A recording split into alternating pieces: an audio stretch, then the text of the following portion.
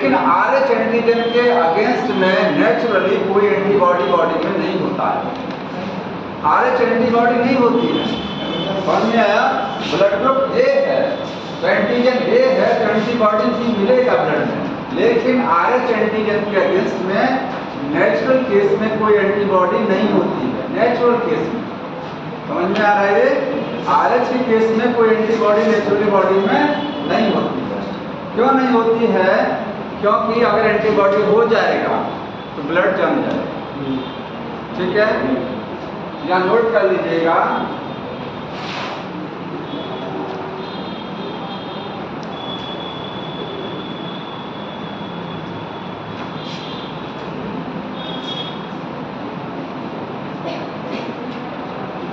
ये आपके बुक में नहीं दिया होगा, नोट कर लीजिएगा। No antibody against RH antigen.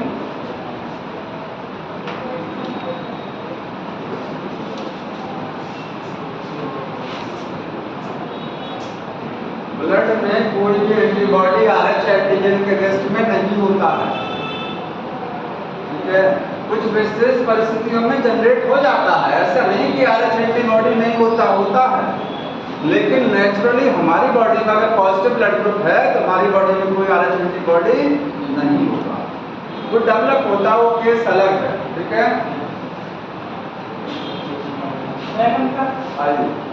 अब RH एंटीबॉडी देखिए, हमने बोला RH एंटीबॉडी नेचुरल केस में ब्लड में नहीं होता है, लेकिन कब बन सकता है? किसी RH नेगेटिव पर्सन में अगर RH पॉजिटिव का ब्लड किया जाएगा, ध्यान सुनिएगा, अगर किसी RH नेगेटिव पर्सन को RH पॉजिटिव ब्लड डोनेट किया जाएगा तो उस पर्सन की बॉडी में जिसमें दिया जा रहा है ब्लड, उसमें RH एंटीबॉडी बन जाएगा। ठीक है, RH एंटीबॉडी जरूरत पड़ने पर बनता है। कब? जब RH positive blood RH negative को दिया जाता है तो नेगेटिव की बॉडी में बनता है। ये चीज नोट कर लीजिएगा, नेचुरली नहीं होता एंटीबॉडी। ठीक है, अगर किसी का ब्लड ए पॉजिटिव है, इसका मतलब क्या है? उसमें RH एंटीजन है, लेकिन उसकी बॉडी में RH एंटीबॉडी नहीं होगा। बनेगा कब? जब RH नेगेटिव पर्सन को पॉजिटिव का ब्लड दिया जाएगा तब बनेगा। एक केस केवल ऐसा है, देखिएगा, RH एंटीबॉडी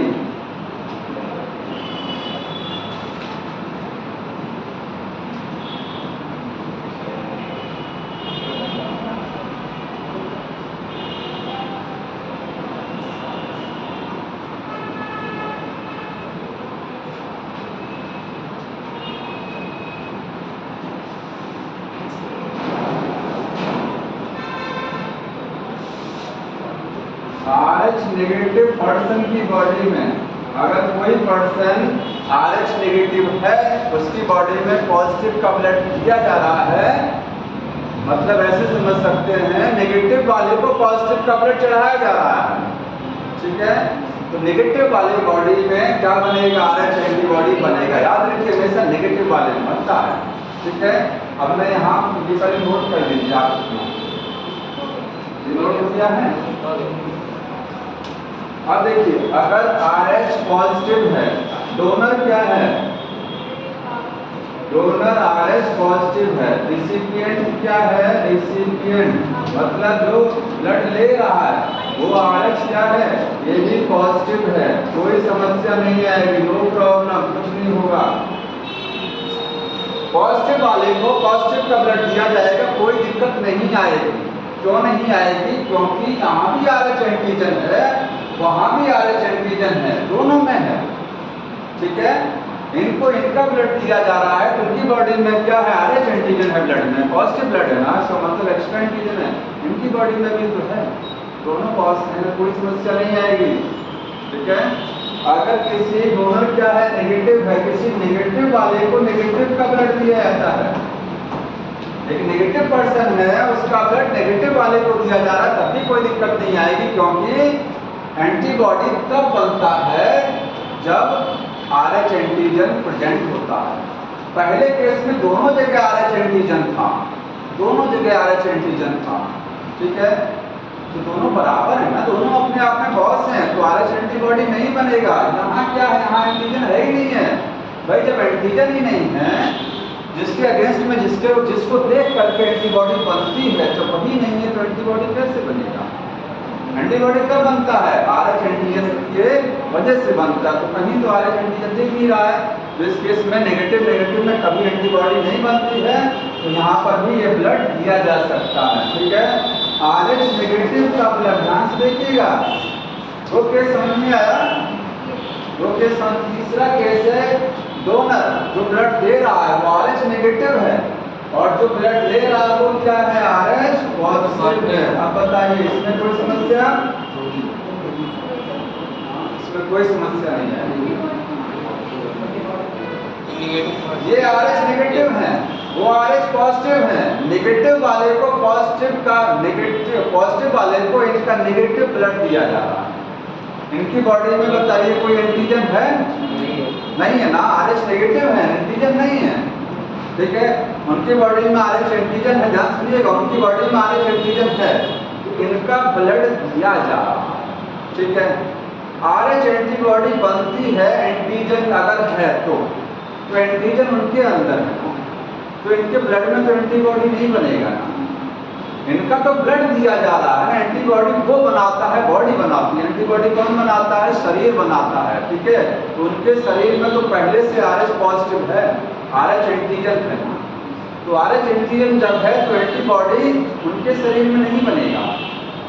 याद रखिए, एक ही केस होता है कि जो ब्लड लेता है उसका ब्लड नेगेटिव नहीं होना चाहिए। अगर नेगेटिव है, ठीक है, मैं वो केस लिख रहा हूँ, पॉजिटिव डोनर है, पॉजिटिव क्या है? डोनर है, और रेसिपिएंट क्या है? नेगेटिव है। यहाँ पर प्रॉब्लम क्रिएट हो जाएगा, यहाँ पर प्रॉब्लम, क्योंकि डोनर अगर पॉजिटिव होता है, रेसिपिएंट नेगेटिव होता है, ठीक है, इनके ब्लड से RH एंटीजन जाएगा उनकी बॉडी में, वहाँ क्या है? RH एंटीजन नहीं है, तुरंत उनका बॉडी क्या करेगा? एक चीज जानते हैं, इम्यून सिस्टम के बारे में पढ़े हैं ना, कि एंटीजन जो होते हैं, हमारी बॉडी WBC होती है हमारी बॉडी में, बाहर से जब कोई एंटीजन आता है तो हमारी बॉडी सचेत हो जाती है कि बाहर से कोई चीज आया, आपकी बॉडी क्या करती है? तुरंत एंटीबॉडी बनाती है। ठीक है, इनका ब्लड क्या था? नेगेटिव था। ठीक है, पॉजिटिव का ब्लड दिया जा रहा है, पॉजिटिव में RH एंटीजन है, नेगेटिव बॉडी में जैसे ही RH एंटीजन जाएगा, नेगेटिव बॉडी क्या करेगी? तुरंत अलर्ट हो जाएगी और क्या करेगी? एंटीबॉडी बना देगी तत्काल, क्योंकि कोई नई चीज इंटर कर रही है। ठीक है, एंटीजन जब बॉडी में आएगा तो जाहिर सी बात है एंटीबॉडी बनेगा। ठीक है, यहाँ क्यों नहीं बन रहा था? यहाँ पे तो एंटीजन आ रहा था पहले केस में, लेकिन यहाँ क्या, इसमें भी तो एंटीजन है ना, तो एंटीजन के खिलाफ में एंटीबॉडी नहीं बनाता है। ठीक है, एंटीजन के अगेंस्ट में एंटीबॉडी बनती है। तो एक ही केस है जो प्रॉब्लम क्रिएट करता है, पॉजिटिव डोनर और नेगेटिव रिसिपिएंट वाला। अब इससे संबंधित दो समस्याएं होती हैं, जैसे RH को हम इतना महत्व क्यों दे रहे हैं? दो प्रॉब्लम होती है, एक है एरिथ्रोब्लास्टोसिस विटेलिस, एक बीमारी हो जाती है बच्चों में, न्यूबॉर्न बेबी मर जाता है, और एक होता है किसी पर्सन को अगर लगातार ब्लड चढ़ा दिया जाए तो पर्सन डाई हो सकता है। ठीक है, तो ये RH फैक्टर दो जगह बहुत इंपॉर्टेंट होता है, वो देखिए। RH फैक्टर जो है, पहला केस किसमें है? अगर देखिए एक डिजीज है एरिथ्रोब्लास्टोसिस,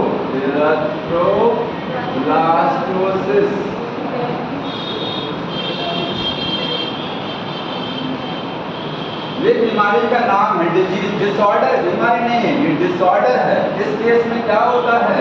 फीटस जो होता है, फीटस वो डाई हो जाता है। कब तक मर जाता है फीटस? एंड सेकेंड आफ्टर लिखेंगे, आफ्टर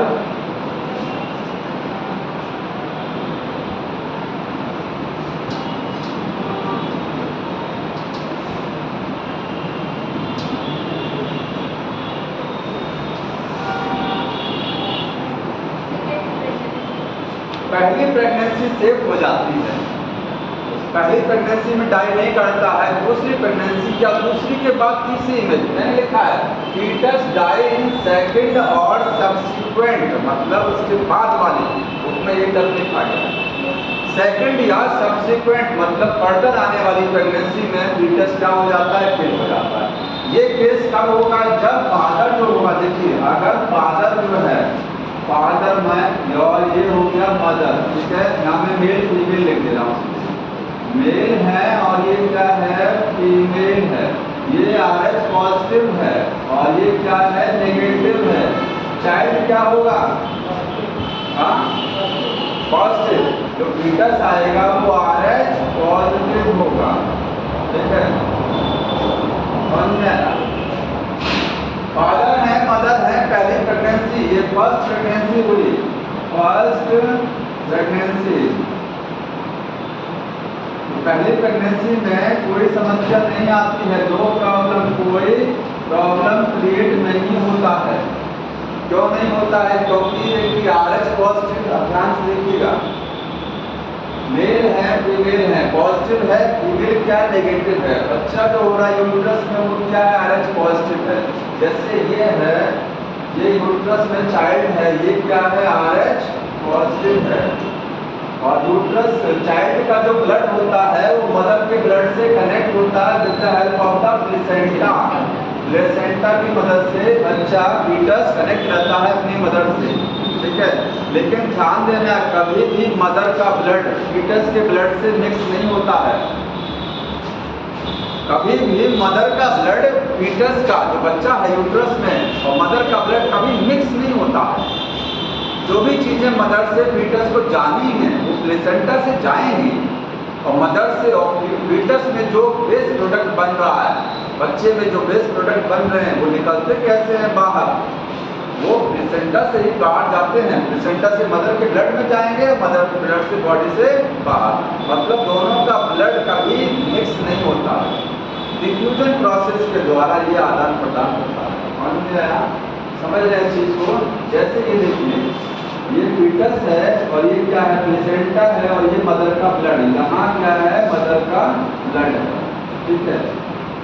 यहाँ से जो भी ऑक्सीजन सप्लाई या न्यूट्रिएंट आने हैं वो प्लेसेंटा के थ्रू आ जाएंगे फीटस में, और फीटस में जो कुछ बनेगा वेस्ट प्रोडक्ट, कार्बन डाइऑक्साइड है, यूरिया, ये सारी चीजें बनेंगी वो इसी प्लेसेंटा के थ्रू मदर के ब्लड में चले जाएंगे। लेकिन इस पॉइंट पर दोनों का ब्लड क्या है, मिक्स नहीं होता है, केवल संपर्क में रहता है, दोनों का खून संपर्क में रहता है। जैसे यहाँ पे मदर का ब्लड आ रहा है और यहाँ पे फीटस का आ रहा है, दोनों सामने सामने हैं, मिलेंगे नहीं, क्योंकि प्लेसेंटा बैरियर है, वो केवल काम की चीजों को आदान प्रदान कराता है, ब्लड को मिक्स नहीं कराता है। समझ रहे हैं, ब्लड मिक्स नहीं होता, केवल ब्लड से यहाँ से ऑक्सीजन न्यूट्रिएंट ट्रांसफर हो जाएंगे डिफ्यूजन प्रोसेस के द्वारा। तो पहली प्रेगनेंसी में प्रॉब्लम नहीं आती है, बुक में साफ साफ लिखा है, because placenta work as the barrier. देखिए ये फीटस है, ये कैसा है, पॉजिटिव, पॉजिटिव ब्लड, इसमें फीटस कैसा है, पॉजिटिव। मदर के ब्लड में एंटीबॉडी बनेगा कि नहीं बनेगा पहली प्रेगनेंसी में, बताइए। फर्स्ट प्रेगनेंसी में मदर की बॉडी में कोई एंटीबॉडी बनेगा, क्योंकि एंटीबॉडी हमेशा वहां बनता है जहां ब्लड ग्रुप नेगेटिव होता है। कब बनता है, जब पॉजिटिव ब्लड ग्रुप उसके कांटेक्ट में आता है। बच्चे का ब्लड ग्रुप पॉजिटिव है, मदर का ब्लड ग्रुप नेगेटिव है, मदर की बॉडी में एंटीबॉडी बनना चाहिए, बनता है या नहीं बनता, नहीं बनता। तो प्रेगनेंसी के दौरान नहीं बनता है, क्योंकि प्लेसेंटा एक बैरियर है, प्लेसेंटा के थ्रू सारी चीजें नहीं आ जा सकती है, प्लेसेंटा रुकावट है, चेक पॉइंट है, प्लेसेंटा के थ्रू हर चीज क्रॉस नहीं हो सकती। RH एंटीजन यहाँ से क्रॉस होकर के यहाँ नहीं जाएगा, मदर के ब्लड में नहीं जा पाएगा, क्योंकि प्लेसेंटा क्या है, नहीं जाने देगा। समझ में आया, ये यहाँ से मैं इतना नोट कर दे रहा हूँ, ये देखिए कोई प्रॉब्लम नहीं आती है।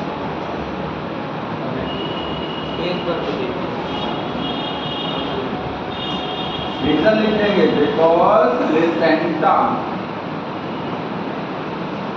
Function as barrier. समझ में आया, प्लेसेंटा बैरियर है, किसी चीज को नहीं आने देगा, यूजफुल चीजें जाती हैं ऊपर। अब देखिए, जब डिलीवरी होती है, प्रेगनेंसी जब पूरी होती है 9 मंथ पर, उसके बाद जाकर के डिलीवरी ऑफ फीटस होता है। तो जब डिलीवरी होगा उस समय चांस होगा, उस समय क्या है, ये चांस हो सकता है ये RH एंटीजन मदर के ब्लड में चला जा सकता है।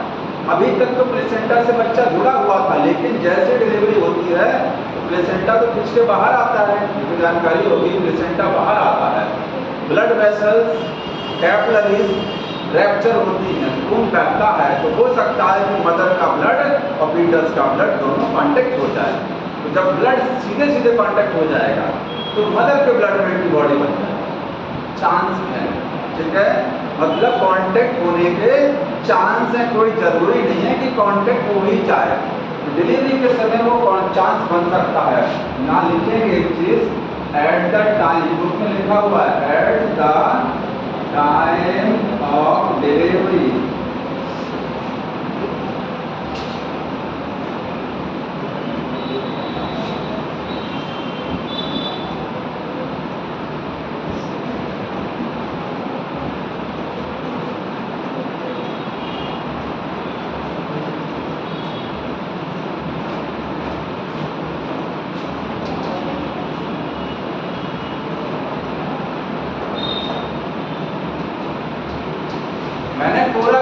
ब्लड वेसल्स रैप्चर कर सकती हैं, मदर का ब्लड और फीटस का ब्लड दोनों एक्सपोज हो सकते हैं। एक्सपोज का मतलब होता है खुलना, दिखना, ठीक है, तो दोनों का ब्लड वहाँ मिक्स हो सकता है।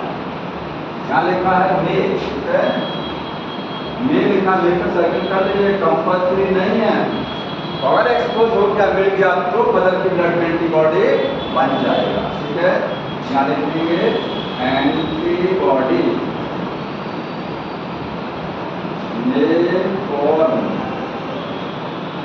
मदर के ब्लड में क्या हो जाएगा, क्योंकि मदर का ब्लड डायरेक्ट कांटेक्ट में आ गया। प्लेसेंटा के थ्रू तो एंटीजन नहीं जा सकता है, लेकिन ब्लड अगर डायरेक्ट कांटेक्ट में आ जाएगा तो एंटीबॉडी का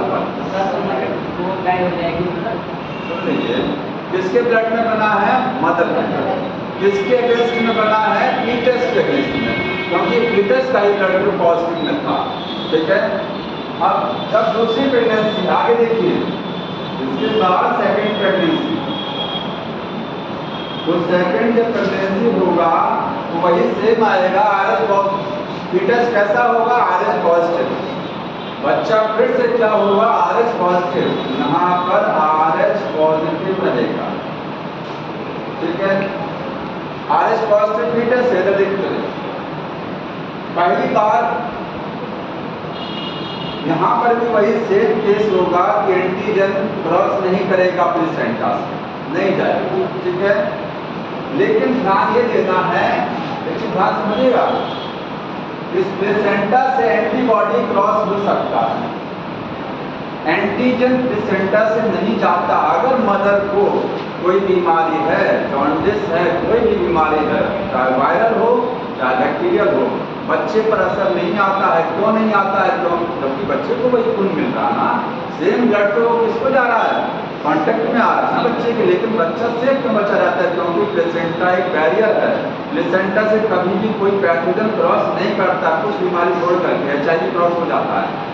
HIV का वायरस अगर मदर में है तो बच्चे में HIV हो जाता है, लेकिन बाकी कोई बीमारी अगर मदर में है तो बच्चे को नहीं होती है, क्योंकि प्लेसेंटा क्या है, बैरियर है, रोक देता सब, ठीक है। तो एंटीजन नहीं जाता है, ना तो मदर से बच्चे में जाएगा, ना ही फीटस से मदर में जाएगा, किधर से किधर एंटीजन नहीं जाएगा। इसीलिए पहले केस में देखिए RH एंटीजन यहाँ से क्रॉस नहीं हुआ था, कहाँ, मदर के ब्लड में नहीं गया था। अगर वो मदर के ब्लड में प्लेसेंटा से जाता तो पहली फर्स्ट टाइम ही क्या होता, मदर के ब्लड में एंटीबॉडी बन जाता। माँ नहीं मरती, ध्यान सुनिएगा, मदर नहीं मरती है, क्यों, क्योंकि एंटीजन जहाँ से अगर गया मदर के ब्लड में, तो मदर के ब्लड में बनेगा एंटीबॉडी, वो एंटीबॉडी इस प्लेसेंटा के थ्रू निकल करके आएगा कहाँ, फीटस में, और फीटस को मारेगा। ये प्लेसेंटा एंटीबॉडी को नहीं रोक पाता है, एंटीबॉडी दोनों डायरेक्शन में, यहाँ से यहाँ भी जा सकती है और यहाँ से यहाँ पर भी जा सकती है, एंटीबॉडी के लिए कोई रुकावट नहीं है। रुकावट किसके लिए है? प्लेसेंटा केवल एंटीजन को रोकता है। समझ में आ रहा है चीज? तो इतना नोट कर लीजिए कहीं इस चीज को आप पॉइंट को नोट कर लीजिएगा। एंटीबॉडी जो है ये क्रॉस कर जाती है, क्रॉस, ठीक है, थ्रू प्लेसेंटा। प्लेसेंटा से एंटीबॉडी क्रॉस कर जाती है।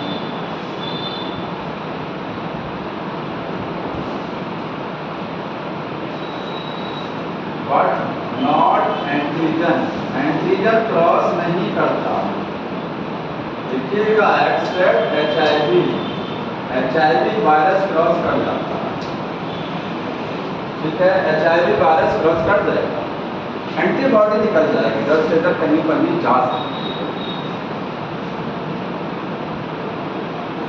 पहले केस में कहीं कोई दिक्कत नहीं आ रही थी क्योंकि प्लेसेंटा पूरा बैरियर बना हुआ था, ठीक है, एंटीजन बच्चे से मदर में नहीं जा पा रहा था, एंटीजन जाएगा नहीं तो मदर में एंटीबॉडी बनेगा नहीं, एंटीबॉडी नहीं बनेगी तो एंटीजन एंटीबॉडी आपस में लड़ते हैं। जानते हैं होता क्या ना, एंटीजन एंटीबॉडी आपस में लड़ाई करते हैं, जो एंटीबॉडी बना ही नहीं है तो लड़ाई होगी, बच्चे में बनेगा नहीं, क्योंकि मैंने बताया सेम बॉडी के अंदर में एंटीबॉडी नहीं बनता कभी।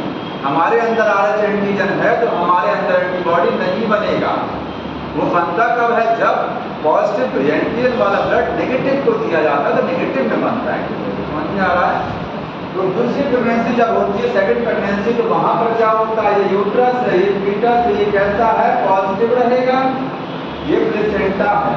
पहली प्रेगनेंसी में मदर के ब्लड में कुछ एंटीबॉडी बन गया था, चांस हुए थे बनने के ना, मैंने बोला था कि एंटीबॉडी बन सकता। मान लीजिए एंटीबॉडी बना हुआ है, कोई जरूरी नहीं है, ठीक है, अगर कांटेक्ट हुआ होगा ब्लड का तो बन गया होगा, नहीं कांटेक्ट हुआ होगा तो नहीं बना होगा। अगर एंटीबॉडी बन के रखा हुआ है किसमें? पहले वाली प्रेगनेंसी मदर के ब्लड में, और सेकंड प्रेगनेंसी हो रही है, उस टाइम डिलीवरी पर क्या है? उस टाइम ये एंटीबॉडी जो है पहली वाली, और सेकंड टाइम में जब फिर पॉजिटिव है, सेकंड टाइम डिलीवरी जब होती है, ठीक है या नहीं, उसके पहले ही ये एंटीबॉडी क्या है? क्रॉस करके कहाँ आ जाती है? फीटस में आ जाती है। मैंने बताया एंटीबॉडी क्या कर सकती हैं? क्रॉस कर सकती हैं। प्लेसेंटा के थ्रू होते हुए आएंगे पॉजिटिव इसमें, फीटस में, और फीटस में जाकर के एंटीजन से लड़ेंगी, और लड़ेंगी तो उसको ब्लड RBC तोड़ देगी, ब्लड जम जाएगा, बच्चा डाई कर जाएगा, फीटस डेथ हो जाएगी। हाँ बता रहे हैं, समझ में आया? तो सेकंड प्रेगनेंसी में क्या होता है? RH पॉजिटिव है, और लिखेंगे एंटीबॉडी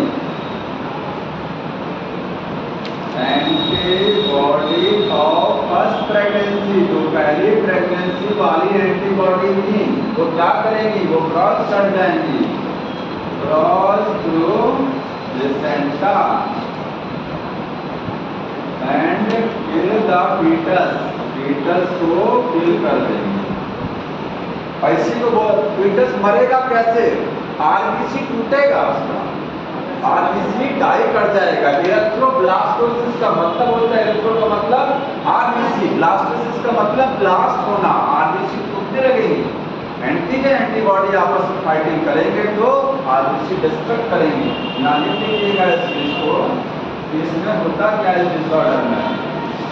RBC डिस्ट्रक्ट हो जाती है, ठीक है, टूट जाएंगी, मतलब ब्रेक हो जाएंगी। इससे समस्या क्या आएगी? खून की कमी हो जाएगा, ठीक है, जॉन्डिस हो जाएगा, डाइट, मतलब ये फीटस डेथ हो जाता है, बचता नहीं है सीधे, ये फीटस क्या हो जाता है? डाई कर जाएगा। तो इसका बचने का तरीका ये है कि अगर ये पता लग जाए कि फादर पॉजिटिव है, मदर नेगेटिव है, तो सेकंड प्रेगनेंसी में उसमें थोड़ा सा प्रिकॉशन लिया जाता है, ठीक है। फीमेल को क्या दिया जाता है? इंजेक्शन दिया जाता है। वो इंजेक्शन क्या होता है? RH एंटीबॉडी को खत्म करने वाला इंजेक्शन होता है, एंटी-RH एंटीबॉडी। RH एंटीबॉडी जो पहली बार बनी हुई है उनको खत्म करने के लिए इंजेक्शन दिया जाता है, ठीक है। और एक समस्या और कहाँ आती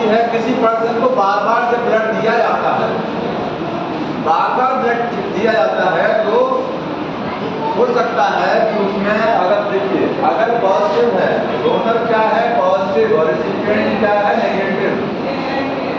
पॉजिटिव वाले का ब्लड नेगेटिव वाले को लगातार दिया जा रहा है, पहली बार कोई दिक्कत नहीं आएगी, फर्स्ट टाइम कोई दिक्कत नहीं है। सेकेंड टाइम क्या होगा, डेथ हो जाएगा। किसका डेथ होगा, लेने वाले का, लेने वाले का, लेने वाले। कैसे होगा समझ लीजिए, ये देखिए ये डोनर है, इसको ये ब्लड कहाँ दिया जा रहा है, नेगेटिव में जा रहा है, ठीक है। ये नेगेटिव क्या है, रेसिपिएंट है। एंटीबॉडी किसमें बनेगा, जो ब्लड ले रहा है। पॉजिटिव का ब्लड नेगेटिव को दिया जा रहा है, तो नेगेटिव वाले की बॉडी में क्या बनेगा, एंटीबॉडी बनेगा। पहली बार दिया गया, फर्स्ट टाइम एंटीबॉडी बन के रखा हुआ है, समझ रहे हैं। पहली बार पॉजिटिव वाले का ब्लड नेगेटिव को दिया गया, तो पहली बार उसमें कोई समस्या नहीं आती है। क्यों नहीं आती है, अरे बेटा इधर देखिए, फर्स्ट टाइम जब पॉजिटिव पर्सन का ब्लड नेगेटिव को दिया जाता है, तो नेगेटिव वाले की बॉडी में पहली बार कोई दिक्कत नहीं आती, क्योंकि उसमें एंटीबॉडी इतनी कम रहती है। एंटीबॉडी बनेगा क्योंकि पॉजिटिव का ब्लड दिया गया है, पॉजिटिव ब्लड उसकी बॉडी में गया है, तो नेगेटिव वाले की बॉडी में क्या बनेगा, एंटीबॉडी। लेकिन वो एंटीबॉडी की संख्या इतनी कम है तो कोई समस्या क्रिएट नहीं करेगी। लेकिन अगर दोबारा से यही नेगेटिव वाले पर्सन को फिर से क्या दिया गया, पॉजिटिव का ब्लड दिया गया, तो क्या होगा, देखिए पहली बार दिया गया था तो एंटीबॉडी बन के रखा था ना, फर्स्ट टाइम दिया गया तो एंटीबॉडी रेडी है। जैसे ही दोबारा ब्लड दिया जाएगा, एंटीबॉडी तैयार है, एंटीजन आ गया, क्योंकि जब ब्लड देंगे तो यहाँ से RH एंटीजन जाएगा, RH एंटीजन ट्रांसफर होगा इसकी बॉडी में, और RH एंटीजन आ गया, एंटीबॉडी पहले से तैयार रखा हुआ, दोनों क्या है, फाइट हो जाएगा और ये डेथ हो जाएगी इसकी। समझ रहे हैं चीज, पहली बार क्यों नहीं डेथ होता है, पहली बार किसी को अगर किसी मान लीजिए ए पॉजिटिव ब्लड है और उसको ए पॉजिटिव का ब्लड किसको दिया जा रहा है, नेगेटिव वाले को, पहली बार समस्या नहीं होती है, क्योंकि इस नेगेटिव वाले की बॉडी में RH एंटीबॉडी नहीं है। नेचुरल केस में एंटीबॉडी RH नहीं होती है ना, RH वाली एंटीबॉडी तो बनती है। लेकिन जब दूसरी बार ब्लड दिया जाएगा, तो पहली बार जब दिया गया था तो एंटीबॉडी बन गया था, दूसरी बार दिया जाएगा तो एंटीजन आ जाएगा, एंटीजन भी आ गया, एंटीबॉडी पहले से रेडी है, एंटीजन भी आ गया, दोनों क्या है।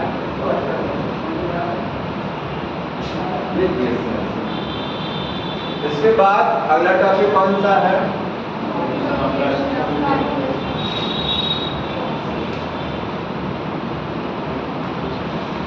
क्लॉटिंग है ना, ब्लड क्लॉटिंग।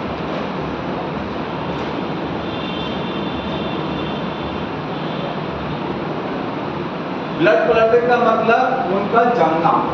ब्लड जमता कैसे है, हमारे शरीर के अंदर ब्लड नहीं जमता है। क्यों नहीं जमता है, क्योंकि हमारे ब्लड में एंटीकोगुलेंट होता है, हिपैरिन।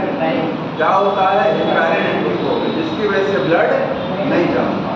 जब बॉडी में कहीं कट लगता है तभी ब्लड जमता है। बॉडी में जब क्या होगा, कहीं कट लगेगा, तो ऐसा क्या हो जाता है कि कट लगने पर ब्लड जम गया और अंदर नहीं जम रहा है। कट लगने पर ऐसा क्या हो जाता है, बताओ जी, बताइए तो पहले, मेरी निकट नजर सभी पर रहती है, बताइए कट लगने पर ही ऐसा क्या हो जाता है कि ब्लड जमता है। हाँ बताइए, ऑक्सीजन के संपर्क में आता है तब उसका जो रिएक्टिव फॉर्म होता है। जब बॉडी में कहीं कट लगेगा तब क्लॉटिंग फैक्टर तभी रिलीज होते हैं। ध्यान रखिए, बिना क्लॉटिंग फैक्टर के खून को जमाने के लिए कुछ प्रोटीन चाहिए। प्रोटीन हमारे शरीर में वो प्रोटीन है, लेकिन सोई हुई है, इनएक्टिव फॉर्म में है। जगते कब है, जगेंगी तब जब कहीं कट लगेगा, क्योंकि कट लगने पर ही वो फैक्टर रिलीज होता है। ठीक है, तो समझिए ध्यान से। पहले तो ये जान लीजिए, देखिए अगर कहीं इंजरी हुआ है, मैं सीक्वेंस में बता रहा हूँ, कहीं क्या है इंजरी हुआ, बॉडी में कहीं कट लगा है या इंजरी हुई है, ठीक है। तो इंजरी में होता क्या है, टिश्यू आपके डैमेज होते हैं, आपकी ब्लड वेसल्स रैप्चर करती हैं, खून की नलिकाएं फट जाती हैं, टिश्यू डैमेज हो जाते हैं। तो वहाँ से क्या रिलीज होता है, platelet factor, blood clotting factor. ठीक है, फैक्टर क्या है, प्रोटीन है। तो इंजरी होने पर क्या होता है, आपके में जो टिश्यू है या जो ब्लड वेसल्स हैं, देखते रहिएगा कौन सा टिश्यू, डैमेज टिश्यू या फिर रैप्चर्ड ब्लड वेसल। क्योंकि जब तक कट नहीं लगेगा तब तक ये सारी चीजें रिलीज नहीं होगा, रिलीज होना जरूरी है। डैमेज होगा टिश्यू, ब्लड वेसल कटेगा, रैप्चर होगा। ठीक है, यहाँ इससे क्या होगा, क्लॉटिंग फैक्टर रिलीज होंगे। कहाँ रिलीज होंगे, बाहर ब्लड में आएंगे, ब्लड में रिलीज होंगे। ठीक है, अब क्लॉटिंग फैक्टर के बारे में थोड़ा जान लीजिए। क्लॉटिंग फैक्टर क्या है इसके बारे में थोड़ा समझ लीजिए। ये क्या होते हैं, प्रोटीन्स होते हैं। क्या होते हैं वास्तविक रूप से, प्रोटीन। क्या काम करते हैं, ब्लड को जमाने में मदद करते हैं। ठीक है, हेल्प एंड क्लॉटिंग, ये क्लॉटिंग में मदद करेंगे। कैसे करेंगे अभी बताएंगे। जो प्रोटीन्स होते हैं क्लॉटिंग में, क्लॉटिंग फैक्टर बनते कहाँ पर है, कौन बनाता है, क्वेश्चन आता है कभी कभी, बनते कहाँ है। तो हमारे लिवर में ज़्यादातर क्लॉटिंग फैक्टर हमारे लिवर में बनते हैं। और कुछ कहाँ बनते हैं, आपका जो टिश्यू डैमेज हुआ है, जहाँ कट लगा है, ठीक है, जहाँ ब्लड वेसल रैप्चर किया है, तो रैप्चर ब्लड वेसल या डैमेज टिश्यू या आपकी बॉडी में जो प्लेटलेट, क्योंकि प्लेटलेट क्या करता है, वो भी क्लॉटिंग फैक्टर बनाता है, कई जगहों से बनता है। यहाँ लिखेंगे ये रिलीज होते हैं, रिलीज बाय लिवर से रिलीज होंगे। ठीक है, प्लेटलेट से रिलीज होते हैं, और कहाँ से, डैमेज टिश्यू से, ये आपके टिश्यू से भी रिलीज होते हैं। ध्यान रखिए, क्लॉटिंग फैक्टर प्रोटीन है, लिवर से बनते हैं, प्लेटलेट से या डैमेज। कितने क्लॉटिंग फैक्टर होते हैं, 13। इनकी संख्या कितनी है क्लॉटिंग फैक्टर की, 13 होते हैं, जिसमें से सबके सब प्रोटीन है, लेकिन कुछ प्रोटीन नहीं है। कैल्शियम भी अपने आप में क्लॉटिंग फैक्टर है। अगर बॉडी में कैल्शियम हो जाएगा तो ब्लड नहीं क्लॉट करेगा, जमेगा नहीं। पोटेशियम की कमी हो जाएगी तो ब्लड क्लॉट नहीं करेगा, क्योंकि क्लॉटिंग फैक्टर को बनाने के लिए पोटेशियम जरूरी है। ठीक है, और कैल्शियम अपने आप में क्लॉटिंग फैक्टर है। यहाँ लिखेंगे पोटेशियम के प्लस नेसेसरी है, necessary for synthesis. Clotting factor की सिंथेसिस के लिए क्या जरूरी है, पोटेशियम जरूरी है। जैसे ही क्लॉटिंग फैक्टर रिलीज हो जाते हैं, ये कितने होते हैं टोटल, 13, रोमन नंबर में लिखा जाता है 1 से लेकर के और 13। ठीक है, 1 से लेकर के 13 तक होते हैं, रोमन नंबर में 1 2 3 लिखा जाता है।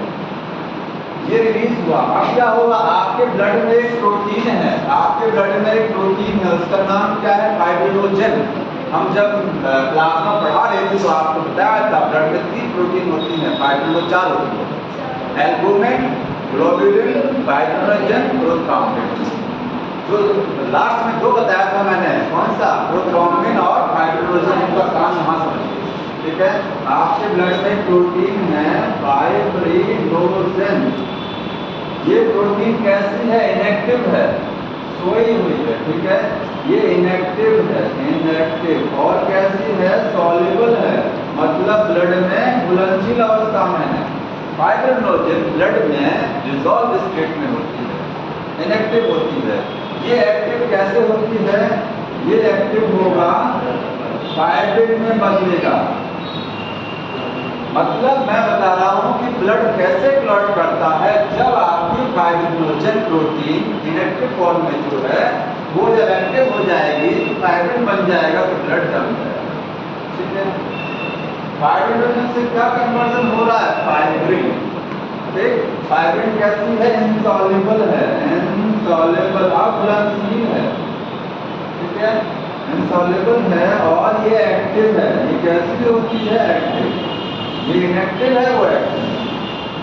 अब ये शुरुआत बताओ, मतलब मेन चीज समझिए कि ब्लड क्लॉट कैसे करेगा। आपकी बॉडी में जो फाइब्रिनोजन है वो एक्टिव हो जाएगी, तो फाइब्रिन में कन्वर्ट हो जाएगी। फाइब्रिन क्या करेगा? ब्लड को क्लॉट करा देगा।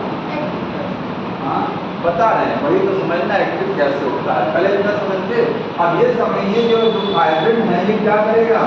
इसी फाइब्रिन से ही क्लॉट बनता है। इससे क्या बनेगा? इससे बनेगा क्लॉट हो जाएगा, ब्लड क्लॉट। और ब्लड क्लॉट को बोलते हैं कोएगुलम या स्कम। ठीक है, ब्लड क्लॉट का दूसरा नाम क्या है? इसको बोलते हैं कोएगुलम। ठीक है, कोएगुलेशन से बना है। थक्का बनता है ना, खून का थक्का बनता है, वो एरिया हार्ड हो जाता है, ठप हो जाता है, उसको क्या बोलते हैं? क्लॉट, ब्लड क्लॉट या कोएगुलम बोला जाता है। ये बनता कैसे है कोई बताएंगे? केवल फाइब्रिन से बनता है या कुछ और होता है? जो थक्का बनता है उसमें केवल और केवल फाइब्रिन ही है या कुछ और भी है? और भी ये समझ लीजिए, ये छत बन रही है ना, फाइब्रिन क्या है? फाइब्रिन तो ये देखिए एक काम हो गया, जैसे ब्लड का जब क्लॉट बनेगा, क्लॉट बनाने से छत बनाने के लिए पूरा सरिया का जाल बिछाया जाता है, उसके बाद उसमें मटेरियल डाला जाता है, सीमेंट है, मोरन है, गिट्टी है। तो पहले तो जाल बिछाया जाता है ना, वैसे ही यहाँ जाल बन चुका है। फाइब्रिन का जाल बन गया, अभी थक्का नहीं बना। थक्का कैसे बनेगा? जैसे ही आपकी बॉडी में ब्लड निकलता है, कट लगेगा, ब्लड निकलेगा, आपकी बॉडी की ये वाली प्रोटीन क्या होगी? तुरंत एक्टिव हो जाएगा। कैसे होती है? वही बताएंगे। एक्टिव होकर क्या बनाएगा? फाइब्रिन, मतलब जाल बन गया। जाल रेडी है। अब अंदर से जो ब्लड तो कोशिश करेगा निकलने की, भाई ब्लड तो अंदर से बाहर निकलने की कोशिश लगातार कर रहा है। एक जाल बन चुका है। ब्लड के जो कुछ चीजें हैं जैसे आरबीसी हैं, ठीक है, और कुछ चीजें हैं, वो इस जाल में फंस जाओ। डैमेज पोर्शन ब्लड का जो डैमेज फॉर्म एलिमेंट है, जो आरबीसी, डब्ल्यूबीसी, प्लेटलेट हैं, जो मतलब वेस्ट हो रहा है, वो इसमें फंस जाएगा, बाहर नहीं निकल पाएगा। ठीक है, और जब इसमें ट्रैप हो जाएगा तो उसी को क्या बोलेंगे? थक्का बोलेंगे। जैसे चाय को जब छानते हैं तो चाय जब छानते हैं, छन्ने जो है में चाय पत्ती इकट्ठी हो जाती है, वही चाय पत्ती की आइसकम मान लीजिए, उसी को क्लॉट मान लीजिए, बाकी तो नीचे आ गया। ठीक है, तो क्लॉट कैसे बना? जाल कौन बनाया? फाइब्रिन। और इस जाल में क्या फंस जाएगा? इसमें फॉर्म एलिमेंट, ये क्या है? फॉर्म एलिमेंट्स हैं, मतलब डिस्ट्रक्ट, टूटा हुआ आरबीसी, डिस्ट्रक्ट डब्ल्यूबीसी, जितनी चीजें हैं उनमें ये सब बाहर निकलने की कोशिश कर रही है, ये सब जाल में। ध्यान रखिएगा कि ये जो क्लॉट है ना, क्लॉट में फाइब्रिन के अलावा और क्या क्या होता है, तो ये चीज और मिलेगा। मैं ये लिख दे रहा हूँ, क्लॉट में दो चीजें हैं, फाइब्रिन है और क्या है? Destruct bond element. Bond element का मतलब वही आरबीसी, डब्ल्यूबीसी से। ठीक है, ये दोनों चीजें मिलकर के क्लॉट बना रही है। अब जब क्लॉट बनता है तो एक चीज आपने देखा होगा कि येलोइश कलर का लिक्विड आता है ऊपर, जहां खून जमता है तो जमने के बाद में थोड़ा सा पानी की बूंदें ऊपर इकट्ठी हो जाती है, वही सीरम है। वो क्या है? सीरम। ठीक है, ब्लड का जो प्लाज्मा है, ब्लड में क्या है? प्लाज्मा। प्लाज्मा में से आप क्लॉटिंग फैक्टर्स को निकाल दीजिए तो बचा हुआ हिस्सा क्या होता है? सीरम। ठीक है, यहाँ पे अब इसको हमको एक चीज समझना है, केवल ये कैसे हो रहा है, ये कन्वर्जन कैसे हो रहा है। ठीक है, बाकी तो मैंने बता दें इसको। देखिए, फाइब्रिनोजन फाइब्रिन में कन्वर्ट हो रही है, फाइब्रिन। इसको कन्वर्ट कैसे होगा, एक एंजाइम की जरूरत पड़ती है, उसका नाम क्या है, प्रोथ्रोम्बिनेज या थ्रोम्बोकाइनेज, ठीक है। यहाँ एक एंजाइम हमें लगेगा प्रोथ्रोम्बिनेज।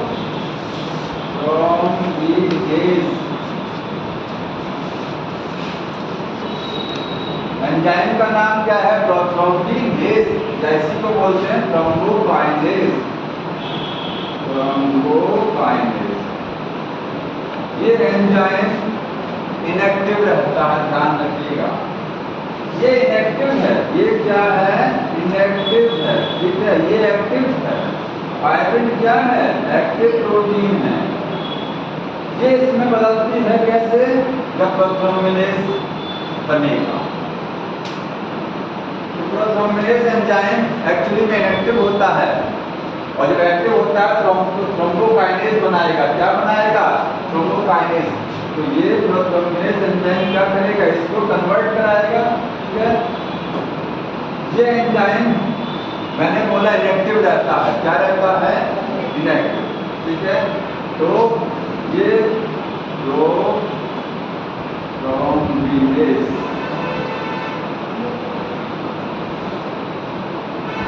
ये देखिए कवर सेकंड चेक कर लीजिए, तो थोड़ा कंफ्यूजन हो रहा है एंजाइम के नाम में।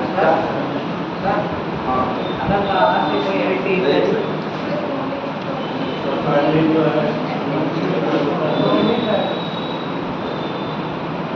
हाँ, वही मैं कह रहा था। ये देखिए यहाँ लिखा है प्रोथ्रोम्बिन, ये प्लाज्मा की एक प्रोटीन प्रोथ्रोम्बिन, ठीक है। इनएक्टिव फॉर्म में रहती है। किस फॉर्म में रहती है, इनएक्टिव।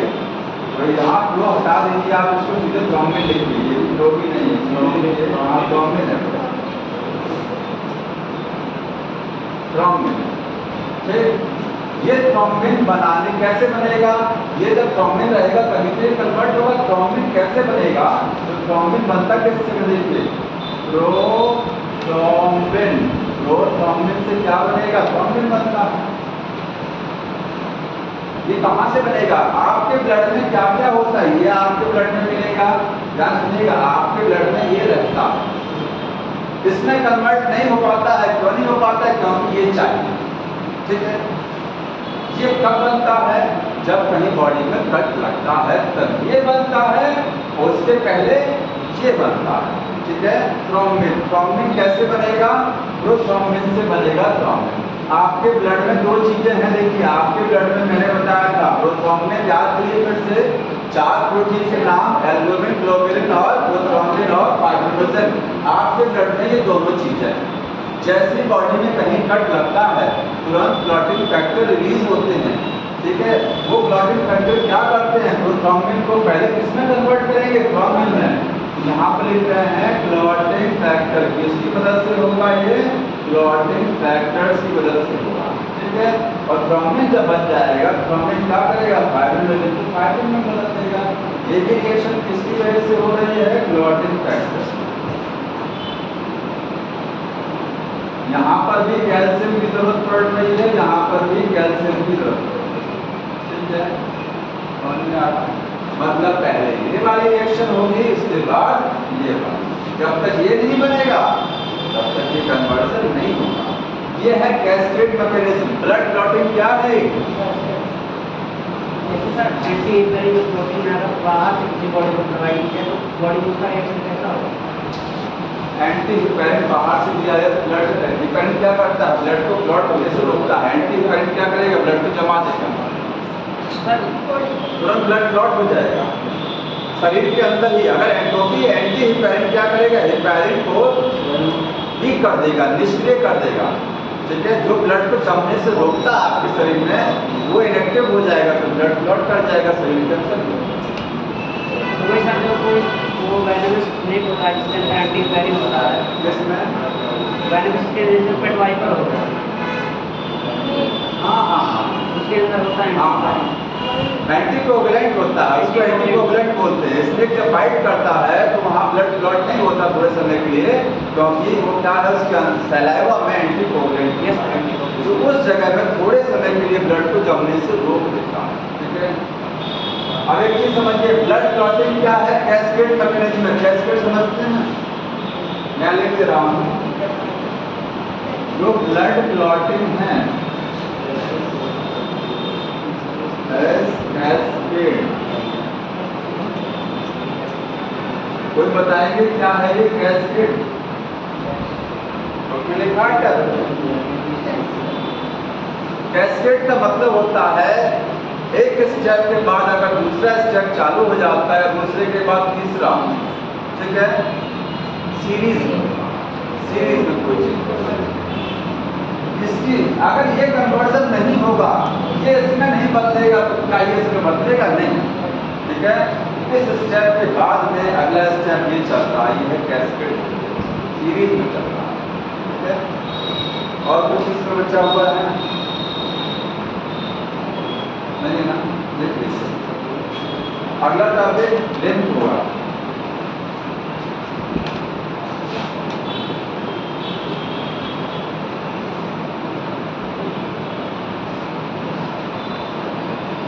देखिए लिम्फ क्या होता है, कैसे बनता है। आज तक लिम्फ का मतलब समझ में आया था किसी को? क्यों? लिम्फ जानते हैं आप लोग क्या है?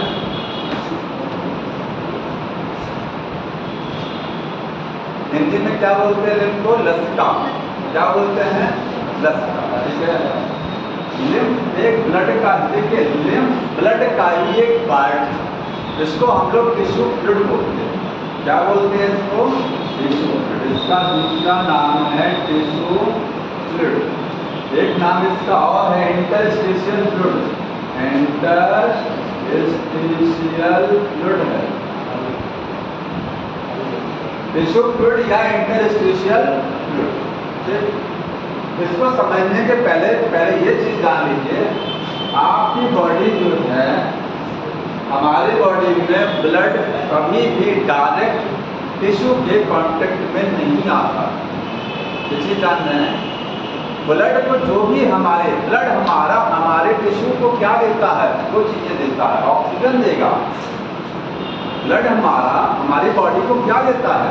ऑक्सीजन देता है और न्यूट्रिएंट सप्लाई कराता है। उसके बाद बदले क्या होता है? हमारा बॉडी की जो बॉडी है ब्लड को क्या डोनेट करती है? कार्बन डाइऑक्साइड और वेस्ट। समझ रहे ना?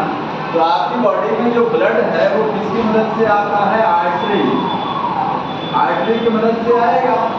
ये मान लीजिए कोई टिश्यू है, ये क्या है? टिश्यू है, इसको ब्लड सप्लाई जानी है, इसको ब्लड देना है। टिश्यू तो समझ रहे हैं ना, बॉडी का ऑर्गन का एक हिस्सा। ठीक है, आर्टरी कभी डायरेक्ट टिश्यू के पास नहीं आती है। आर्टरी किसमें टूटता है? आर्ट्रियोल में। किसमें टूटेगा? आर्ट्रियोल। ये है आर्ट्रियोल। ठीक है, और आर्ट्रियोल किसमें टूटेगा? कैपिलरीज में। ये कैपिलरीज है, ये है कैपिलरीज। ठीक है, तो आर्टरी से ब्लड आया आर्ट्रियोल में, आर्ट्रियोल से कहाँ गया? कैपिलरी में। कैपिलरी भी डायरेक्ट टिश्यू को ब्लड नहीं पहुंचा।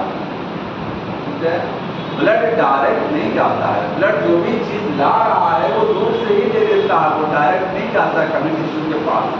क्यों नहीं जाता है? समझ लीजिए, ये जो कैपिलरीज होती है, इसको क्या बोलते हैं हिंदी में? केशिकाएं। क्या बोलते हैं? केशिकाएं। ठीक है, इस कैपिलरी की वॉल में छोटे छोटे होल होते हैं। क्या होते हैं? होल। आर्टरी और वेन की वॉल में होल नहीं होता है। आर्टरी और वेन की वॉल में छेद नहीं है। कैपिलरी की वॉल बहुत पतली होती है, उसकी वॉल को एंडोथेलियम बोलते हैं। ठीक है, हाँ, सिंगल लेयर की वॉल है, आपने टिश्यू में पढ़ रखा है। इसकी वॉल में क्या छोटे छोटे होल हैं।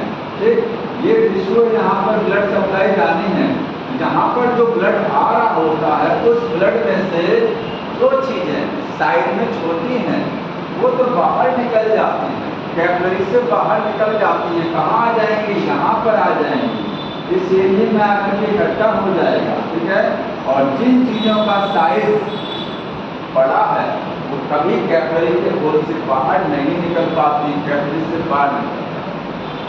तो जो हिस्सा ब्लड का बाहर निकल करके यहाँ आ जाएगा वही क्या होता है? लिम्फ होता है।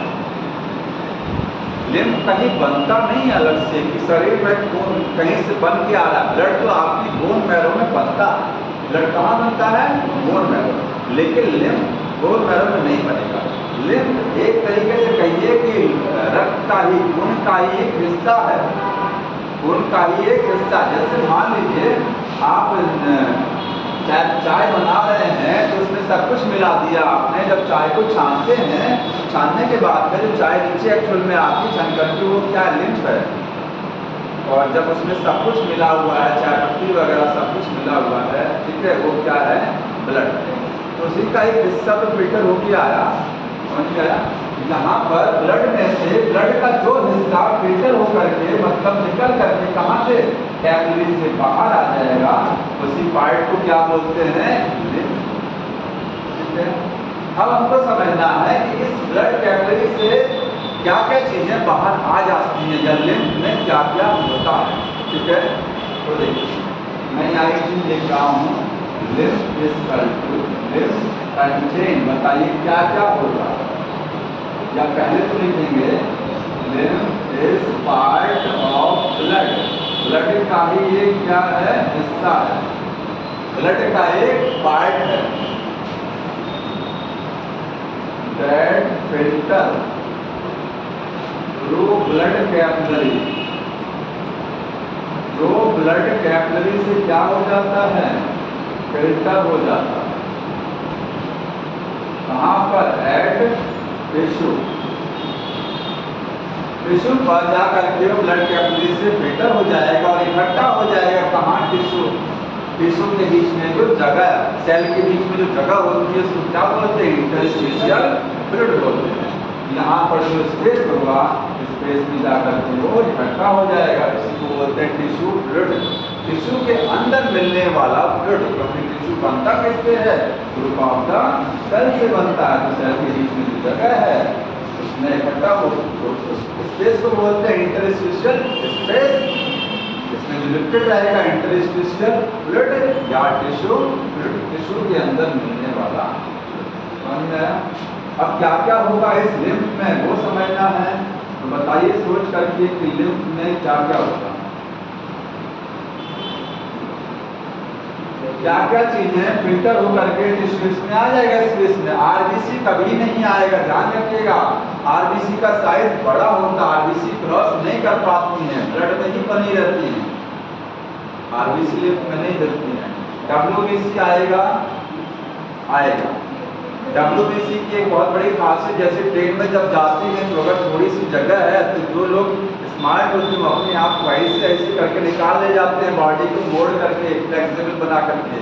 और जो बेचारे हेल्दी मोटे मोटे हैं वो तो फंसे रहते हैं, भीड़ में फंसे रहते हैं ना। तो आरबीसी बड़ी है वो नहीं निकल पाएगी, लेकिन डब्ल्यूबीसी फ्लेक्सिबल, जैसे अमीबा अपनी बॉडी के शेप को बदलता है, वैसे ही अगर इस गोल से डब्ल्यूबीसी को बाहर निकलना है तो डब्ल्यूबीसी इतनी बड़ी है तो क्या करेगी? अमीबा की तरीके से अपनी बॉडी को पतला करेगा, निकाल लेगा यहाँ से बाहर।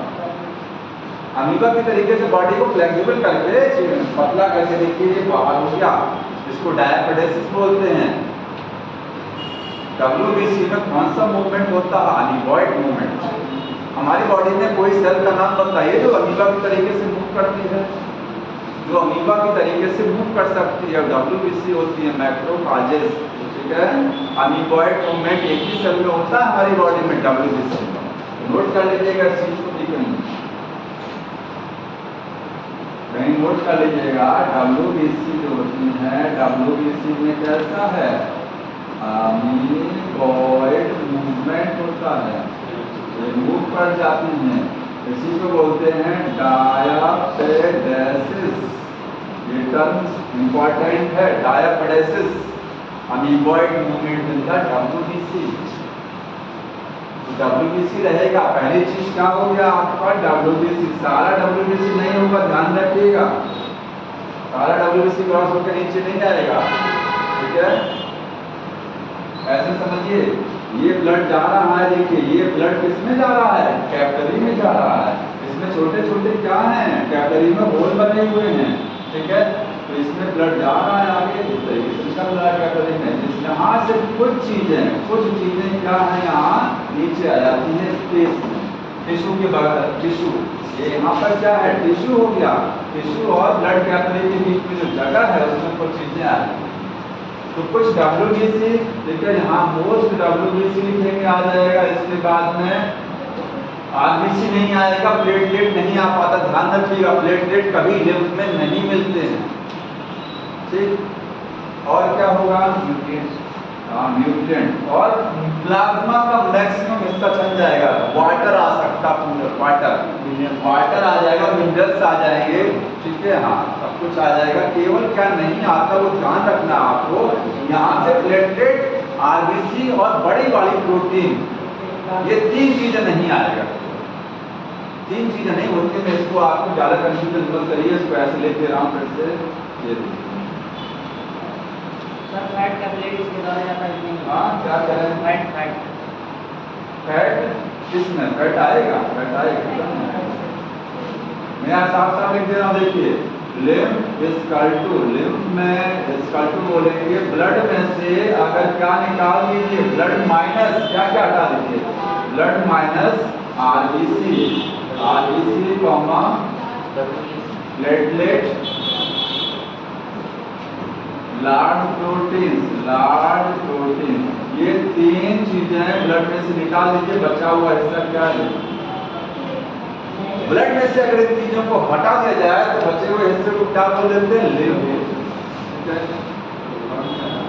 एक लाइन बुक में लिखा गया है लिम्फ का मिनरल कंपोजिशन प्लाज्मा के इक्विवेलेंट होता है, मिनरल कंपोजिशन समझ रहे हैं, जो मिनरल आपके प्लाज्मा में है वही मिनरल्स तो लिम्फ में रहेंगे, क्योंकि प्लाज्मा ब्लड का एक हिस्सा है प्लाज्मा, ठीक है। ब्लड में से सारी चीजें छंटे आ सकती हैं, कौन सी चीजें नहीं आ पाती हैं, ये बेचारे बड़े बड़े हैं ये नहीं आ पाते हैं, तो प्लाज्मा में जो मिनरल्स है, मिनरल्स तो आ सकते हैं, सारे के सारे मिनरल्स आ जाएंगे, इसका मतलब लिम्फ में जो मिनरल है वही सेम मिनरल कहाँ रहेंगे, ब्लड में रहेंगे, क्योंकि ब्लड से सारे मिनरल आ जाते हैं छंटे पूरा टोटल, समझ में आ रहा है। तो सेम कंपोजिशन लिम्फ में जो मिनरल है वही कहाँ है आपको, ये लाइन समझ में आ रही है कि ब्लड में से क्या क्या चीजें बाहर आ जाती, क्या क्या चीजें नहीं आ पाती, ये सोचिए क्या नहीं आता है, RBC नहीं आएगा, प्लेटलेट नहीं आएगा, ब्लड, बाकी ब्लड में आपने जो कुछ पढ़ा ना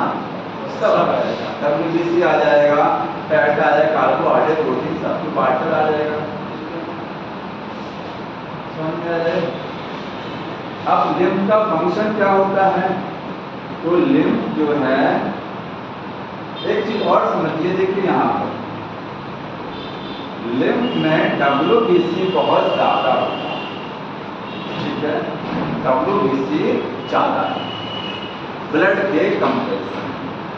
अब ऐसा क्या हो गया, आखिर वही ब्लड तो छन के आया हुआ है, आप सोचिए कि यहाँ से ब्लड आ रहा है, कैपिलरी में ब्लड चल रहा है, इसी का एक हिस्सा छन करके कहाँ आ गया, फिल्टर होकर के आपके बाहर निकल गया, जो कहाँ चला गया, टिश्यू के पास, इसको हमने क्या बोल दिया, लिम्फ बोल दिया।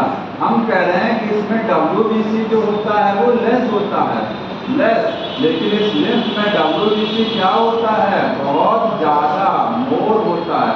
तो कैसे ज्यादा हो गया बताइए कोई सोच करके, आखिर वही चीज तो है, वही तो ब्लड नीचे आया, तो WBC उसमें होनी चाहिए थी, जबकि WBC तो सारी निकलती नहीं, मैंने ये बताया WBC कुछ तो उसी में रह जाती है, कुछ WBC तो ब्लड में ही रह गई, आगे चली गई क्या, ठीक है, और कुछ WBC नीचे आ गए, तो नीचे तो और कम होना चाहिए, बढ़ कैसे गया WBC,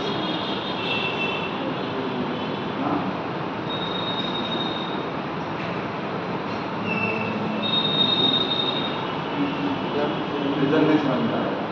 देखिए यहाँ से लगातार ब्लड जा रहा है, ये ब्लड जा रहा है लगातार, ठीक है, इसमें से सोचिए एक बार मान लीजिए 10 WBC निकला, वन टाइम में कितना आया 10, अगली बार फिर दोबारा वही काम होगा, 10 फिर से निकलेगा, अगली बार फिर ब्लड चलेगा, 10 फिर से निकलेगा, तो क्या इकट्ठा नहीं होगा, बार बार ब्लड छन रहा है, लगातार ब्लड क्या हो रहा है, फिल्टर हो रहा है, प्लाज्मा वहाँ टिश्यू ब्लड में इकट्ठा, टिश्यू में इकट्ठा हो रहा करके आ रहा ना, तो ब्लड का एक हिस्सा फिल्टर होकर नीचे आ रहा है, वो फिल्टर वो किडनी वाला फिल्टर में समझेगा, ठीक है। ब्लड का एक हिस्सा निकल करके कैपिलरी से बाहर आ रहा है, तो लगातार आ रहा है कि नहीं आ रहा है, तो हर बार तो कंटेंट बढ़ेगा, WBC की संख्या बढ़ेगी कि नहीं बढ़ेगी। WBC इसलिए क्या होता है, ज़्यादा संख्या में, ठीक है। यहाँ पर लिखेंगे लिम्फ में WBC क्या होती है, हाई अमाउंट। और एक चीज वो ये बताएंगे कि इसका होता क्या है, लिम्फ कहाँ चला जाता है इसके बाद, चंद्रा ये कहाँ जाएगा, कहीं जाएगा कि वहीं इकट्ठा रहेगा। ये वापस आपके ब्लड में चला जहाँ से आया ना, जिसने इसको बनाया, इसी ब्लड में ये वापस मिलेगा, इसी ब्लड में वापस ये मिक्स होगा, ठीक है। देखिए यहाँ जैसे यहाँ से ये ब्लड ये है, इसको डायग्राम को बना लीजिएगा, कैपिलरी हो गया, यहाँ से कैपिलरी में ये होल है, इसमें से क्या निकला, लिम्फ हुआ बाहर, ये लिम्फ बाहर हो गया, ठीक है, ध्यान समझते रहेगा, लिम्फ बाहर हो गया। ये आपका यहाँ क्या है, टिश्यू है, इस टिश्यू को जो कुछ मिलना है वो किससे मिलेगा, लिम्फ से मिलता है ना। लिम्फ क्या ले, ब्लड क्या लेके आ रहा था अपने साथ, ऑक्सीजन लेके आ रहा था, न्यूट्रिएंट लेके आ रहा था, डाइजेस्टिव सिस्टम से खींच करके ये सब कुछ यहाँ पहुँचा दिया, ये किसको चला गया, टिश्यू को चला गया। अब बाकी चीज़ें जो लिम्फ में बची हुई हैं वो कहाँ जाएंगी, वो वापस कहीं ना कहीं जाएंगे, यहाँ नहीं रहती, क्योंकि यहाँ तो फिर से नया नया लिम्फ आ रहा है ना, तो ये लिम्फ कहाँ जाएगा, ये ब्लड में मिलेगा। और कैसे मिलेगा, देखिए लिम्फेटिक सिस्टम पढ़ा है आपने ना, लिम्फेटिक सिस्टम, लसिका तंत्र, जैसे हमारे शरीर में ब्लड वेस्कुलर सिस्टम होता है, ब्लड वेसल्स का पूरा जाल है, ऐसी हमारी बॉडी में लिम्फ की वेसल्स का जाल है, लिम्फ की नलिकाएं हैं। तो लिम्फ की नलिकाएं कहाँ से एराइज होती हैं, बॉडी ऑर्गन से, ध्यान सुनिएगा। ब्लड वेसल दो तरीके का है आपकी बॉडी में, आर्टरी और वेन। आर्टरी आपकी हार्ट से निकलती है, बॉडी में जाती है, वेन बॉडी से हार्ट में वापस रिटर्न होती है। लेकिन ये जो लिम्फ की वेसल्स हैं ये एक ही प्रकार की होती हैं, इसमें आर्टरी वेन का झंझट नहीं है, ये हमेशा बॉडी ऑर्गन से एराइज होती हैं और कहाँ जाती हैं, हार्ट की तरफ जाती हैं। हार्ट में डायरेक्ट नहीं जुड़ता है, ये वेन में जुड़ता है। जैसे ये मान लीजिए कोई, ये आपका हार्ट है, ये हो गया हार्ट, ठीक है। इस हार्ट में ये कहीं से वेन आ रही है, ये क्या जा रही है, वेन जा रही है, ठीक है, ये है वेन। तो इसी वेन में यहाँ से जो लिम्फ बना ना, ये लिम्फ सारा इकट्ठा होगा और ये ट्यूब के रास्ते कहाँ जाएगा, इसी वेन में जुड़ जाएगा। मतलब जो लिम्फ आपके टिश्यू में इकट्ठा होता है वो लिम्फ वेसल्स के माध्यम से कहाँ जाता है, देखिए ये वेसल्स आ रही है यहाँ से, ये यहाँ से होता हुआ वेन में जुड़ जाएगा और कहाँ जुड़ता है, इस पॉइंट पर जो वेन आती है वहाँ जाकर के वो वापस ब्लड में जहाँ से आया वहीं चला गया, ठीक है। फिर दोबारा क्या होगा, आर्टरी के माध्यम से आएगा, आर्टरी के माध्यम से आएगा, कैपिलरी से ब्लड फिल्टर होकर के लिम्फ बनेगा, लिम्फ क्या करेगा, न्यूट्रिएंट सप्लाई करेगा, ऑक्सीजन देगा, इसके बाद यहाँ से ब्लड वेसल्स के द्वारा होता हुआ वेन में जाएगा ब्लड, वहाँ से फिर हार्ट में चला जाएगा, ठीक है। तो मैं इसको यहाँ पॉइंट में लिख दे रहा हूँ, जो मैंने बनाया इसको देखिए, इसको यहाँ लिख रहे हैं कि लिम्फ जो है, नोट कर लीजिएगा, lymph drain out. Drain out का मतलब जानते हैं क्या होता है, निकाला जाता है, ड्रेन आउट किया जाता है, उसको वहाँ से हटाया जाता है, ठीक है, या लिख सकते हैं रिमूव किया जाता है फ्रॉम टिश्यू, टिश्यू से by lymphatic vessels, lymph vessels. तो लिम्फ वेसल्स के माध्यम से लिम्फ को वहाँ से लगातार ड्रेन आउट किया जाता है, क्योंकि नया लिम्फ आना है ना भाई, दोबारा लिम्फ नया आएगा, वो ऑक्सीजन लेके आ रहा है, तो पुराने वाले को वहाँ से हटाया जाता है, ठीक, उसका काम खत्म, उसको वहाँ से हटाते रहिए, हटा करके बॉडी में वापस कहाँ ले जाएंगे उसको, हार्ट वेन पे ब्लड में मिक्स कर देंगे। अब इस लिम्फ का वर्क क्या होता है, ये किस कलर का होगा लिम्फ बताइए, कोई लिम्फ का कलर कैसा होता है, यहाँ कलर नोट कर दीजिएगा, कलरलेस होगा क्योंकि आरबीसी नहीं है, या फिर स्ट्रॉ कलर भी बोल सकते हैं, स्ट्रॉ, ठीक है, स्लाइटली येलोइश कलर। लिम्फ का फंक्शन क्या होगा? देखिए लिम्फ मिडिलमैन समझते हैं, जो शादी कराता है, जो मीडिएटर होता है। जैसे ये आपका ब्लड हो गया, ये आपका टिश्यू हो गया, ब्लड और टिश्यू के बीच में मीडिएटर कौन है? दलाल जिसको कहते हैं, वो लिम्फ है। कौन है? लिम्फ है। ये लिम्फ बना है, ठीक है, ब्लड ने ही लिम्फ को बनाया, और वही लिम्फ दोनों के बीच में मीडिएटर का काम करता है। कैसे? ब्लड से कार्बन, ऑक्सीजन और न्यूट्रिएंट सप्लाई, ब्लड डायरेक्ट कभी टिश्यू के पास नहीं जाता है, वो अपना दलाल बना के भेजा, ठीक है। तो ब्लड टिश्यू के पास नहीं गया तो उसने एक इंटीग्रेटर बनाया, लिम्फ बनाया। वो लिम्फ क्या किया?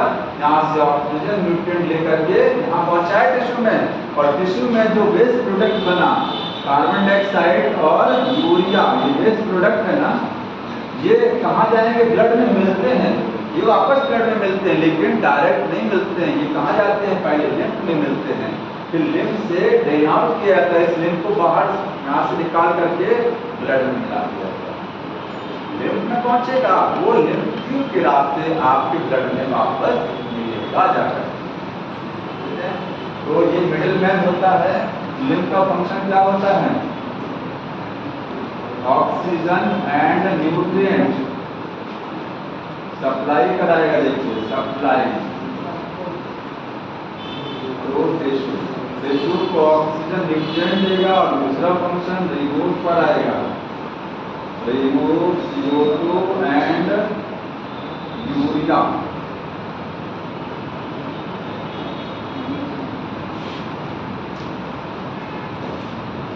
और तीसरा एक काम और है, क्योंकि लिम्फ क्या करता है? इम्यून सिस्टम को मजबूत रखता है, क्योंकि इसमें WBC बहुत ज्यादा है, ठीक है। मेंटेन इम्यून सिस्टम,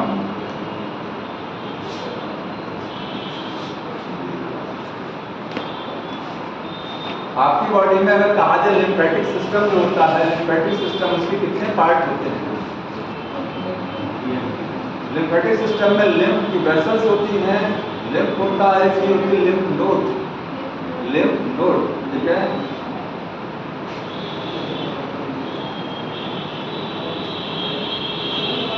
इतना हो गया लिम्फ के बारे में, ठीक है।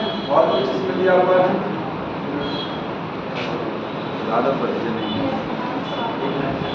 लास्ट वाले line, fats are absorbed through the lymph in the legs, बता रहे हैं। Also important, very important.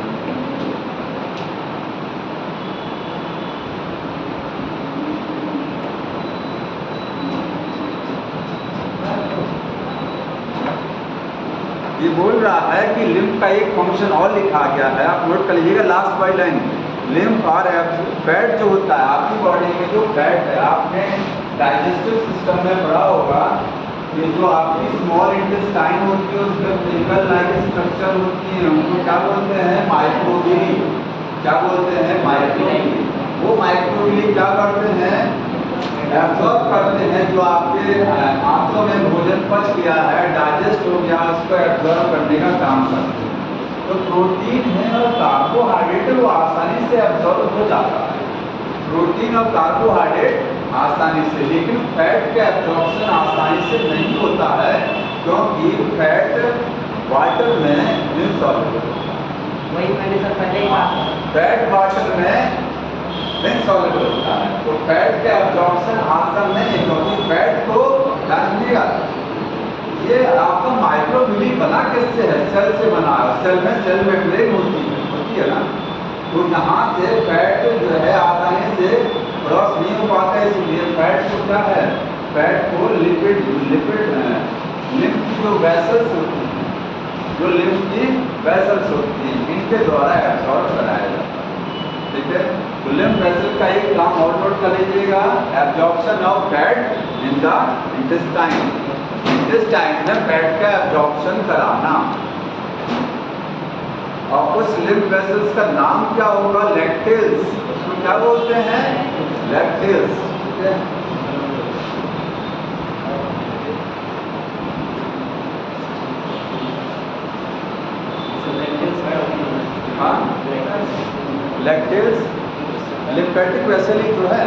जो लिम्फेटिक वेसल हैं, ठीक है, जिसके थ्रू फैट एब्जॉर्ब हो रहा है, उनको बोलते हैं लैक्टिल्स।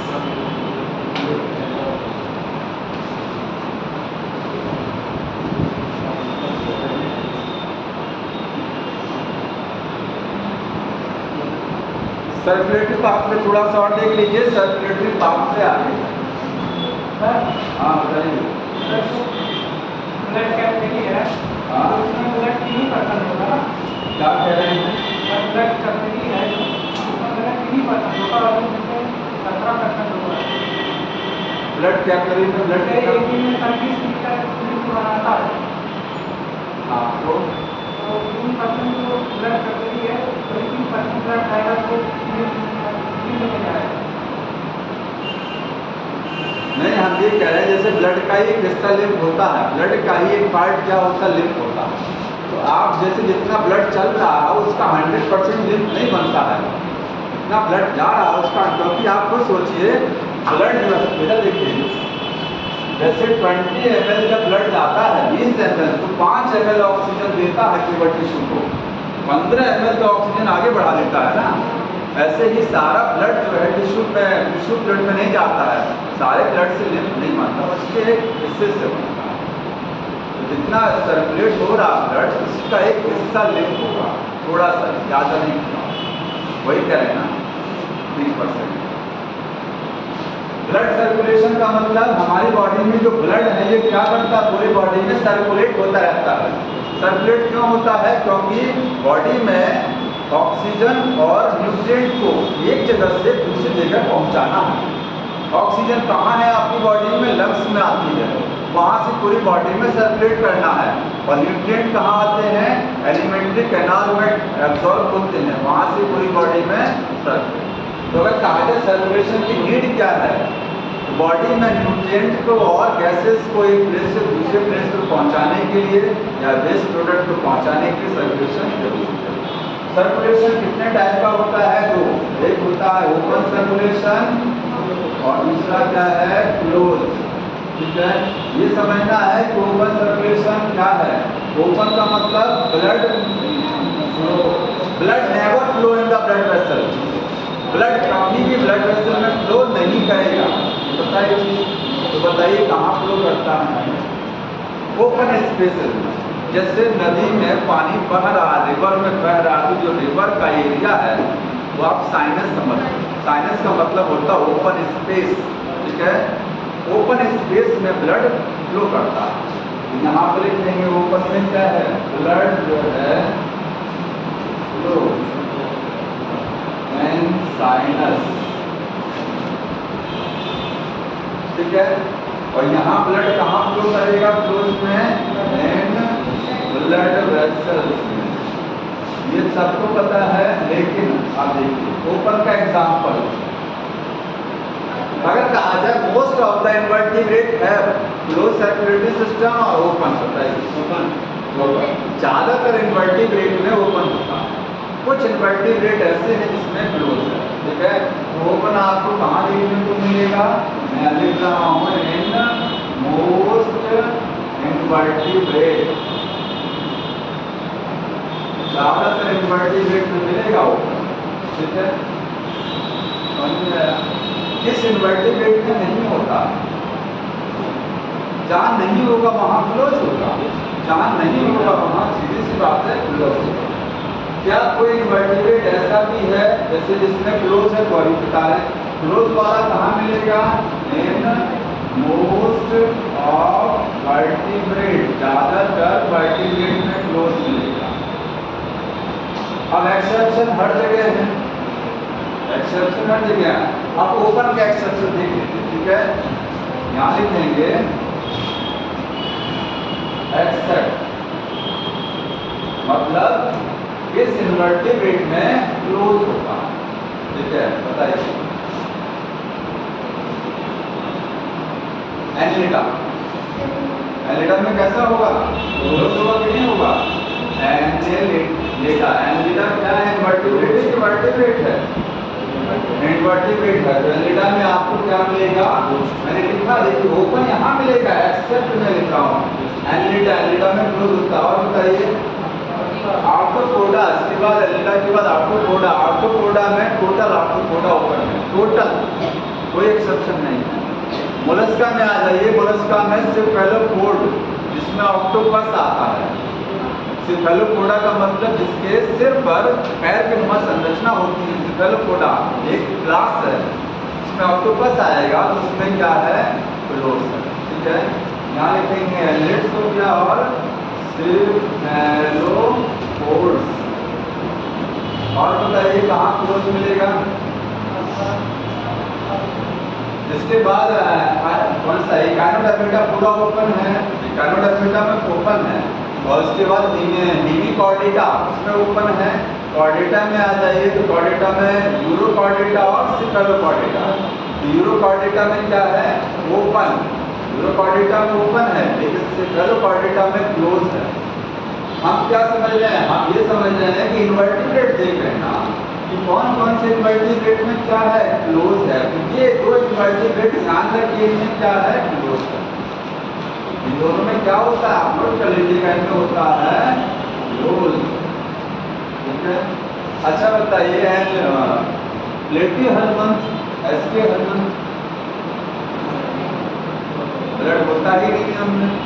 प्लेटीहेलमिन्थ ब्लड फॉर्म में ब्लड नहीं होता है, एसके हेलमिन्थ राउंड फॉर्म में ब्लड नहीं है, ठीक है।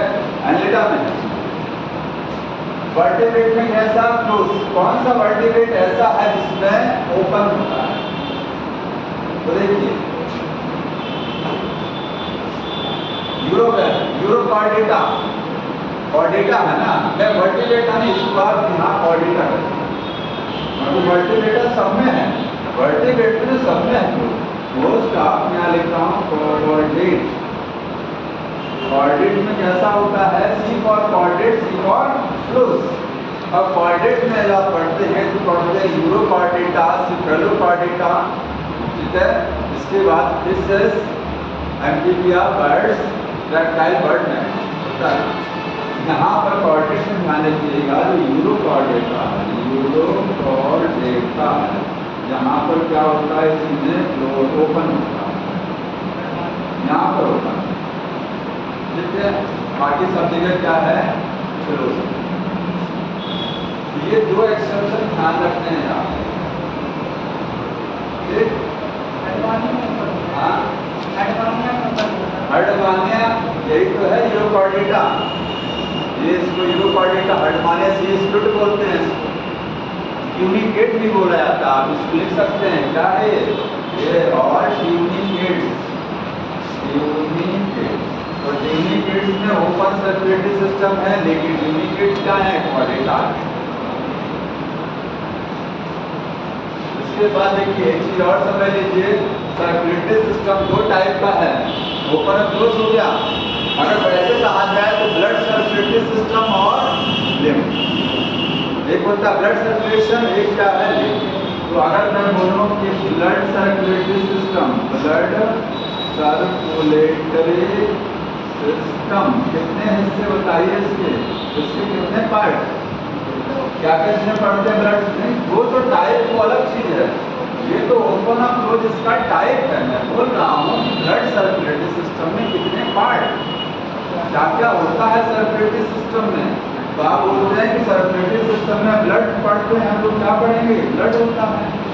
और क्या पढ़ते हैं, ब्लड वेसल्स, ब्लड वेसल्स, और क्या चीज मिलेगा, वेसल्स में तीन हो गया, आर्टरी, क्या करेंगे, और क्या पढ़ते हैं इसमें, हार्ट। बस यही तो होता है ना, इतना ही पढ़ के सर्कुलेटरी सिस्टम खत्म हो जाता है। ऐसे ही लिम्फ सर्कुलेटरी सिस्टम, एक क्या है, लिम्फ सर्कुलेटरी सिस्टम। इसमें देखिए, इसमें आप पढ़ेंगे लिम्फ होता है, और बताइए लिम्फ वेसल्स, और लास्ट में है लिम्फ नोड्स। मतलब हार्ट की जगह वहाँ हार्ट है, वहाँ पर मैंने हार्ट लिखा। ये दो चीजें तो इसमें भी तो हैं, ब्लड है तो यहाँ लिम्फ है, ब्लड वेसल है तो यहाँ लिम्फ वेसल है, और हार्ट है यहाँ क्या, लिम्फ नोड है। मतलब लिम्फ जो है, बताइए लिम्फ को पंप किया जाता है, लिम्फ पंप होता है कहीं से, हार्ट से पंप होता है कि नहीं होता? हाँ, कैसे होता है हार्ट से पंप? आप सोचिए, हार्ट से लिम्फ पंप होता है कि नहीं होता? ये लिम्फ बनता कहाँ है? जब यहाँ पर ब्लड आपका पहुंचेगा टिश्यू में, तब लिम्फ की उत्पत्ति होती है, तब लिम्फ बनता है ब्लड से। तो जब तक ब्लड हार्ट से आर्टरी के द्वारा आता है तो उसमें लिम्फ कहाँ बोलेंगे? अरे जब ब्लड आर्टरी से बाहर निकलेगा, कैपिलरी में जाएगा, कैपिलरी से जब टिश्यू में जाएगा तभी तो लिम्फ बनेगा। तो लिम्फ तो यहाँ बनता है, तो हार्ट से वो पंप नहीं होता है, हार्ट से तो ब्लड पंप होता है। मतलब लिम्फ का ट्रांसफर हमेशा बॉडी ऑर्गन से हार्ट की तरफ होता है, कभी हार्ट से बॉडी ऑर्गन की तरफ लिम्फ नहीं जाता, क्योंकि यहाँ से ब्लड गया, जब यहाँ ब्लड पहुँचा तो यहाँ बन गया लिम्फ, और बनने के बाद में यहाँ से तो लिम्फ आगे बढ़ सकता है।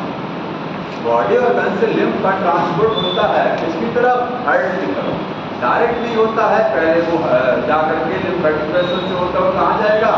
वेन में जाएगा, और वेन से फिर वो हार्ट में चला जाएगा।